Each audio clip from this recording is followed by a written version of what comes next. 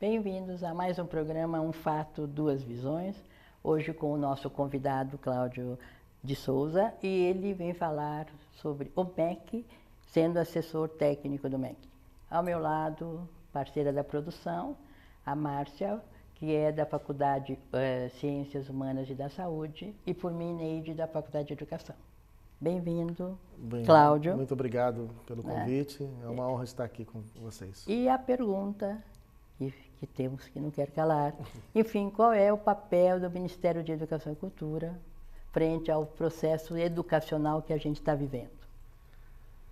O papel do Ministério da Educação e Cultura, MEC, é que tinha Ministério da Educação e Cultura e hoje temos o Ministério da Cultura e temos agora só o Ministério da Educação, que ficou a terminologia MEC, que já está institucionalizada na cabeça da sociedade brasileira. O papel do MEC é um papel importantíssimo para a afirmação e desenvolvimento da educação brasileira, porque o Ministério da Educação ele é um órgão de Estado, a qual tem uma missão principal de zelar pela educação nacional, né? O Brasil com umas dimensões continentais, um país que cabe uma Europa dentro, e, né, temos um ministério, que é o Ministério da Educação, uma pasta que, a meu ver, é a mais importante da esplanada dos ministérios, né?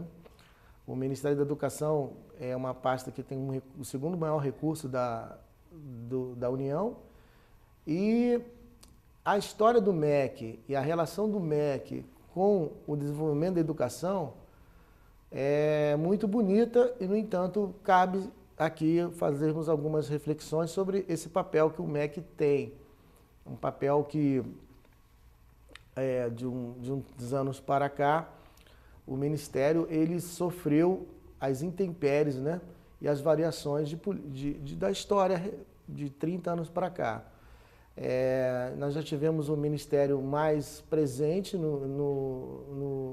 junto à própria sociedade. O MEC hoje está um pouco retraído mais em Brasília, e nós, como técnico em assuntos educacionais do MEC, eu entendo que a educação brasileira precisa de ter, dentro desse órgão, que é um órgão importante, um quadro permanente de servidores bem qualificados, por concurso público e de formação elevada, porque a educação... Deixa eu fazer uma pergunta para você, que é uma dúvida também. O Ministério, a sede Brasília. Yeah. Ele tem todo o Ministério, como outros ministérios, tem o da Educação.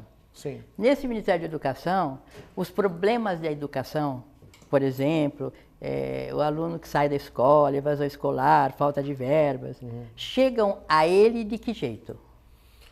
Aí que tá, professora. O ideal, como estou falando aqui, a senhora está me perguntando, certo. O ideal ainda não acontece. Por quê? Porque há de convir que nós estamos falando de educação. Então nós temos 200 milhões de brasileiros em um país enorme, né? O Estado pela Federação. O MEC deveria estar mais presente nos estados para auxiliar os estados e os municípios nas políticas educacionais, tirando dúvida, dando assessoria técnica. Não acontece. Nós tivemos uma representação no Rio de Janeiro, que foi fechada, e a de São Paulo também que foi fechada, igual que agora o nosso ministro, ano passado, assinou uma portaria tentando reabrir a REMEC em São Paulo, o que para mim, ao meu ver, é um grande avanço, porque a sociedade brasileira e o Ministério da Educação, ele está para servir a sociedade brasileira, servir os professores, servir os alunos. E aí, nós técnicos, nós entendemos que o número de técnicos ainda é menor e inadequado devido ao desafio educacional que o país tem.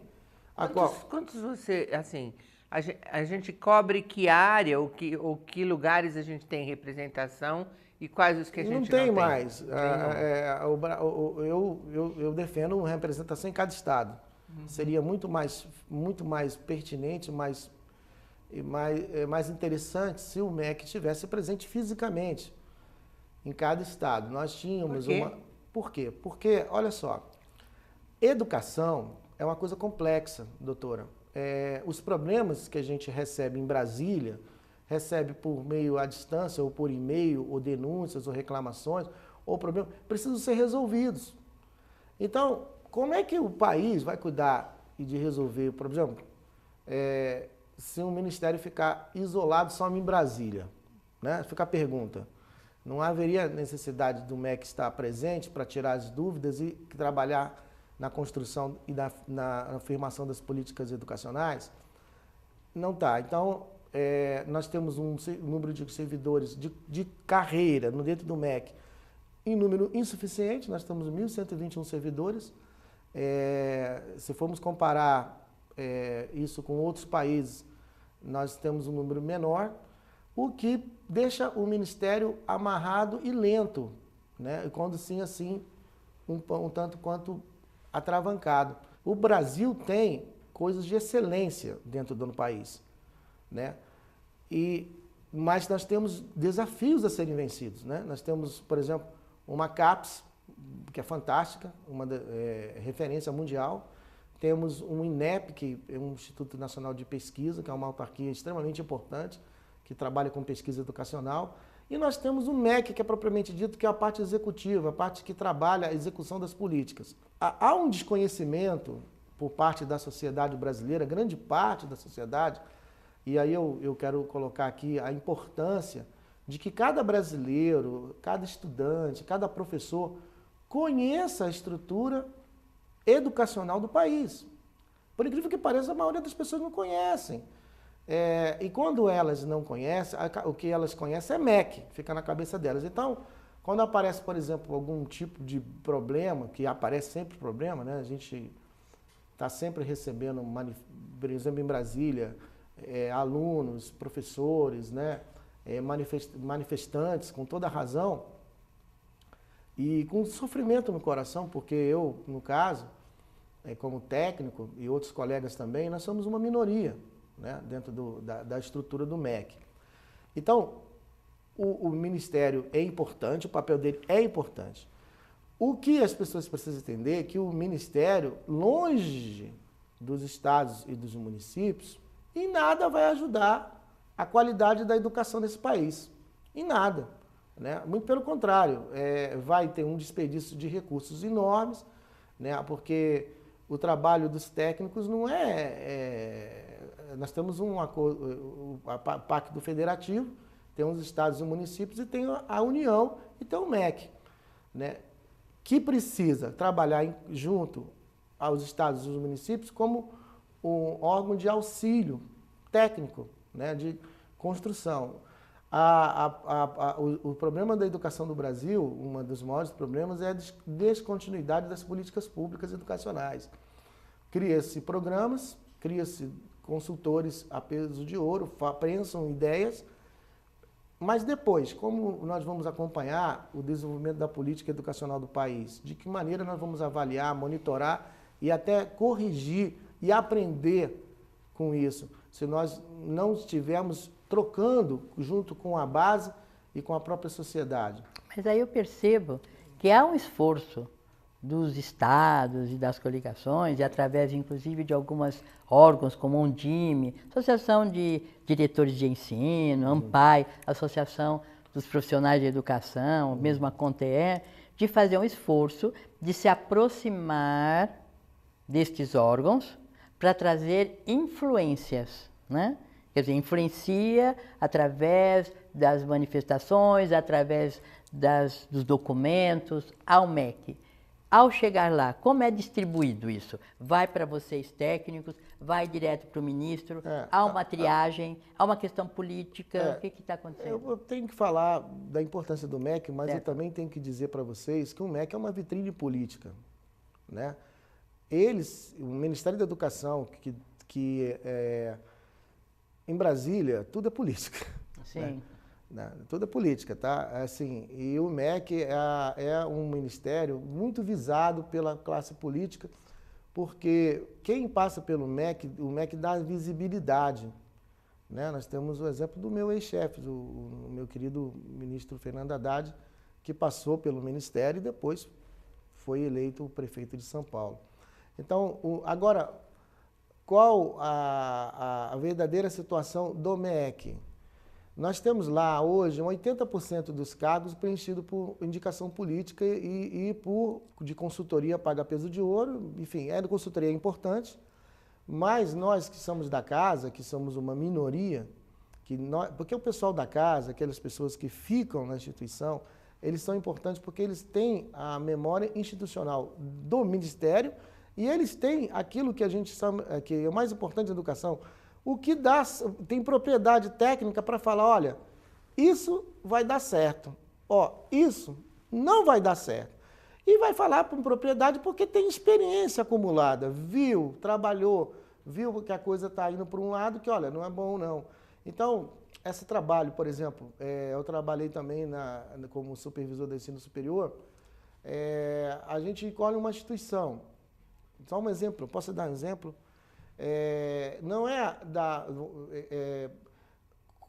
Não tem número suficiente para fazer a supervisão, tá? Uma palavra também que nós temos que mudar certos conceitos. A supervisão ela é feita como? O técnico vai lá, quem demanda essa supervisão? Porque a educação, ela tem a oferta pública e a privada. O Ministério tem que cuidar de tudo, da qualidade do ensino. Ele cuida do sistema federal de ensino, que inclui inclusive as particulares. O problema quando acontece de uma instituição fechar, né, ou lesar um grupo de alunos, vai parar lá no MEC o povo pedindo socorro. Né? Aí o Ministério é visto como o grande vilão, porque o Ministério não fecha nada. Tá, gente? O Ministério, quando ele é provocado não para fechar uma instituição, ele quer salvar a instituição, mas os problemas... Quem provoca? Olha, para mim, quem provoca são os desmandos de alguns gestores, né, de uma minoria. Porque quando acontecer alguma coisa, o MEC já está chegando, o quadro do paciente já está bem comprometido. A gente tenta salvar, né? E o MEC chega porque alguém chama, o MEC chega porque chega uma denúncia, como é que o MEC chega? A senhora está me falando sobre supervisão. A supervisão e tem a regulação. O que cabe à supervisão, que no caso é zelar para que a educação e o serviço que está sendo prestado, tanto na esfera privada como na pública, seja de qualidade, porque o problema da educação, doutoras, não é recursos financeiros. O problema da educação é a forma como a estrutura ainda funciona, porque, no meu entendimento, o Ministério tinha que estar com um quadro de técnicos. Esses técnicos é que deviam estar ocupando certos cargos, porque eles não têm interesse político nenhum, né? Então, na medida que... engraçado isso, porque a senhora está falando isso se reproduz também na esfera estadual e municipal. Então, como é que você vai fazer, por exemplo, o acompanhamento do Plano Nacional de Educação e verificar se aquilo ali está decorrendo da forma como tem que decorrer, né? Fazer as intervenções sérias e pertinentes em tempo hábil, né? Se você não tem um corpo técnico em número e com a qualificação profissional para auxiliar isso. É uma pergunta. Mas tem difícil. os reguladores, né? Tem um sistema de regulação. O sistema de regulação, tem o sistema de... nós temos o BASES, por exemplo, que faz todo o acompanhamento também, o controle. Vocês dois parecem saber o que é o sistema de regulação, mas não sei se o nosso todos, ouvinte sabe do que se trata o sistema de regulação. Nós temos um Sistema Nacional de Avaliação da Educação Superior chamado SINAS. Esta lei é uma lei, no meu entendimento, fantástica, considerada uma das melhores do mundo, né? Mas aquilo ali, nós concebemos coisas fantásticas, programas fantásticos, leis fantásticas, mas para isso acontecer, se reproduzir lá no chão da fábrica, para reproduzir para os outros, é necessário que o Ministério tenha pernas para que auxilie os estados e os municípios. Tem os marcos, a gente chama de marcos regulatórios. Então, dos sinais saem normas e que todo mundo tem que seguir. E por isso que é um sistema nacional de avaliação. E aí as universidades padecem, porque tem que fazer de acordo com a norma. Se não faz de acordo com a norma, não recebe a aprovação, o aval. né? Então, a gente vê isso, por exemplo, o número de vagas. É o MEC que a gente pede, quero X vagas, Y vagas e tal. Então, existe um marco regulatório. Como você vê, então, esse marco regulatório não dá certo? Quer dizer, para nós da universidade, nós levamos muito a sério isso aí. E lá, como é feito lá? Doutora, eu vou responder a sua pergunta dizendo para a senhora o seguinte. Como eu disse para vocês, o número de servidores efetivos do Ministério da Educação, os técnicos de fato de carreira, aqueles que fizeram o concurso público e ocuparam o cargo, é um número muito pequeno. Inclusive, nós da casa, nós estamos numa luta permanente para que os nossos colegas ocupem os espaços que por eles, sim, é de direito, na medida que, se você pede servidores da casa para ocupar cargos, que é de direito, fica mais fácil para acompanhar toda a questão. Não é isso que acontece. Nós temos um número grande de terceirizados, de pessoas que são indicadas politicamente. A coisa chega a um cúmulo tal, por exemplo, que você trabalha num processo o tempo todo. Eu trabalhei em processo, vou me reservar aqui ao direito de não citar o nome. É um trabalho muito complexo, a gente não quer isso, receber muito de processo, mas tem processo. E nós temos que trabalhar com eles. E nosso trabalho, a gente sempre quando trabalha no MEC, quando a gente chegou lá, a gente fala assim, olha, lembre-se vocês que o que vocês têm que pensar, eu vou falar isso aqui olhando para a câmera, é sempre no aluno. O aluno é o número 1 do técnico do MEC. Então, quando eu estou investido no meu cargo, lá no Ministério, eu tenho que pensar sempre no estudante, no aluno, e no professor também. Porque se você não tem esse pensamento, esse norte de pensar no aluno, naquele que paga os impostos mais caros do planeta, que é o nosso país, nosso trabalho é pensar no interesse do aluno. Então, nós temos que dar atenção a ele, né? Fazer com que correspondamos a ele. No caso, por exemplo, nós não temos ainda, dentro do próprio Ministério, agora o nosso ministro começou recentemente, quando eu estava lá, porque eu estou, inclusive, afastado para estudar. Né? Então, assim, cumprir... Que é uma vantagem do Ministério. Que é permitir que o estudante estude pós-graduação, né? É normal. Agora, por outro lado, também nós estamos numa luta pelo plano de carreira dos técnicos do MEC. Né? Para vocês terem uma ideia, o MEC é administração direta e as indiretas são as autarquias, CAPES, FNDE e INEP.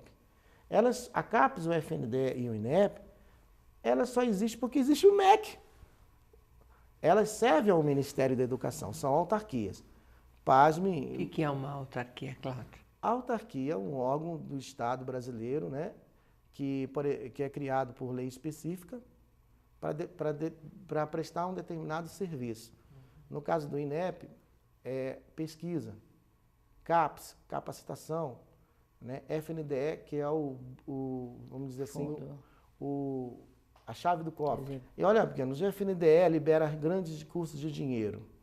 Olha só, um exemplo. Como é que funciona lá na ponta se o prefeito desviou dinheiro do Fundeb, da merenda escolar, ou se houve um desvio de recurso indevido lá na ponta? Há uma denúncia, geralmente as pessoas ligam para o MEC para denunciar, pensando que o MEC vai resolver o problema. Na minha opinião, deveria. Daí eu defendo, por exemplo, as representações de cada estado, para que a educação possa ter o zelo com a coisa pública. Não é pouco o recurso que é mandado, o recurso às vezes acontece desviado.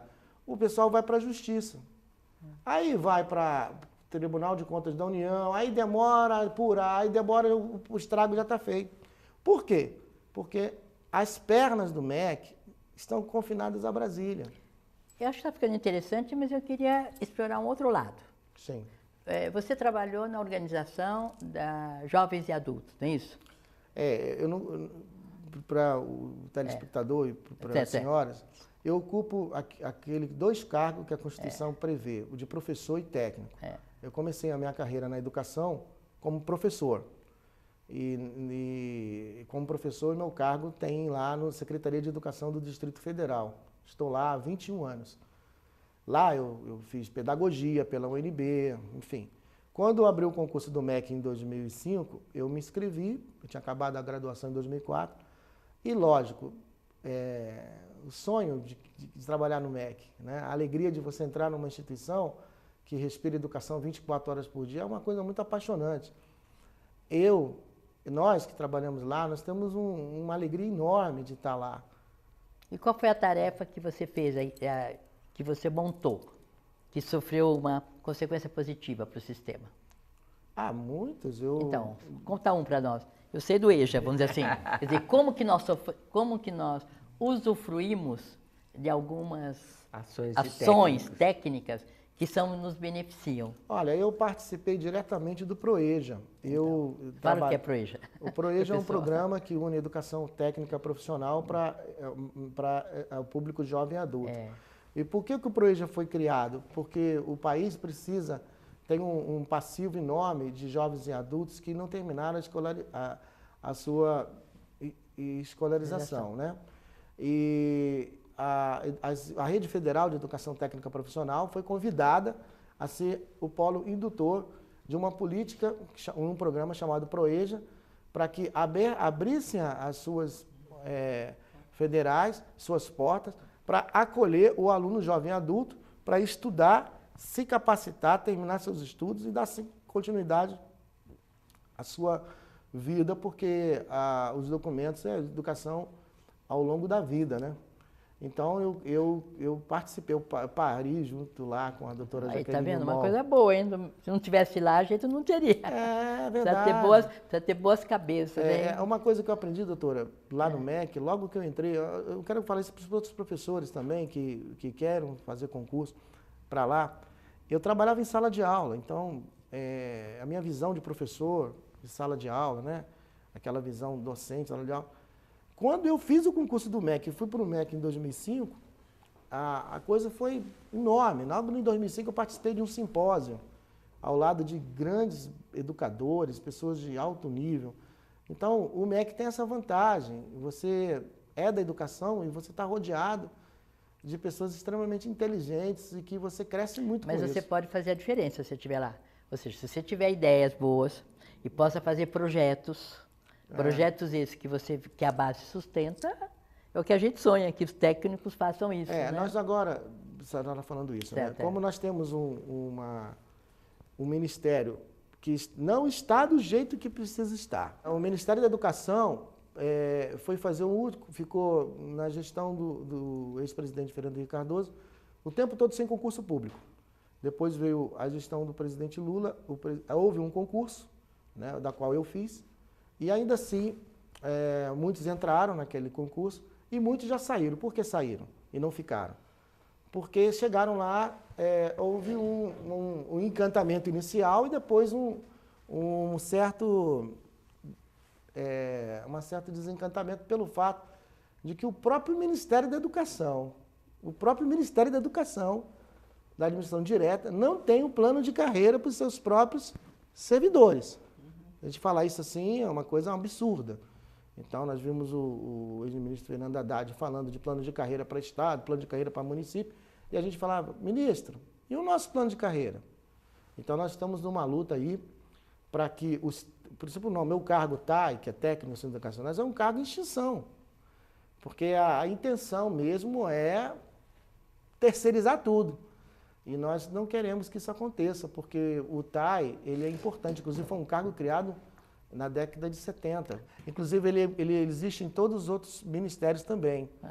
Então, o técnico, o que o técnico faz? O técnico não tem problema, o técnico, a cabeça dele é técnica. Ele não está ali para fazer julgamento e avaliação política nenhuma. E uma das coisas que a gente sente lá, professora e doutora Neide Noftes, é a necessidade de criar um periódico, uma revista que fale sobre educação no viés técnico-científico. Porque nós entendemos que a educação é uma coisa de Estado.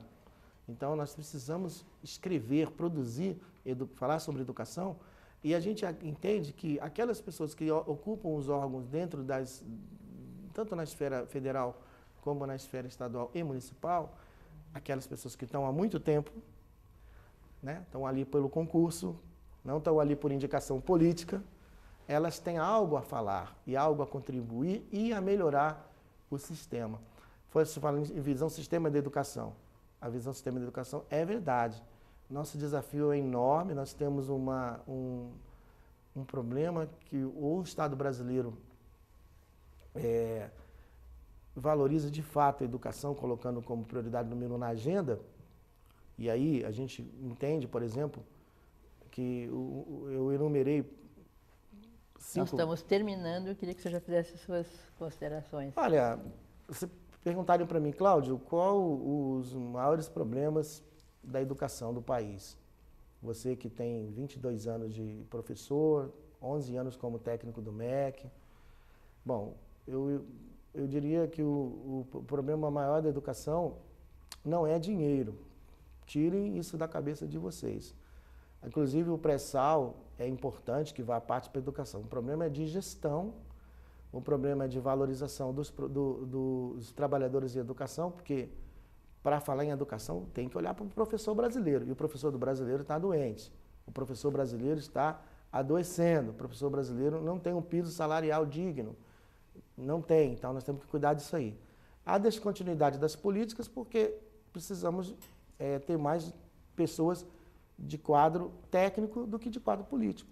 Eu vou ficar com essas ideias para a gente fechando, agradecendo sua participação, que realmente que a educação mais precisa é valorizar os seus profissionais, conhecer a realidade, né? E dar uma atenção especial a todo esse sistema educacional e a todos os sistemas do Brasil, né? Sim. Acho que foi bastante importante os seus pronunciamentos aqui, né? Trazendo aqui a realidade para os nossos, né? Que estamos vendo a realidade vivida pelo Brasil, e realidade essa que a gente espera que se modifique através, inclusive, de um trabalho técnico seu, com tanta clareza que você tem, técnico seu, né? E que agora com a tese que vai produzir, etc. O MEC vindo estudar aqui, né? Pesquisar, onde eles falam, pesquisar, vale a pena. Obrigado pela sua participação. Obrigado. E até a próxima, Márcia. Até a próxima. Muito obrigado. Até a próxima. Obrigada.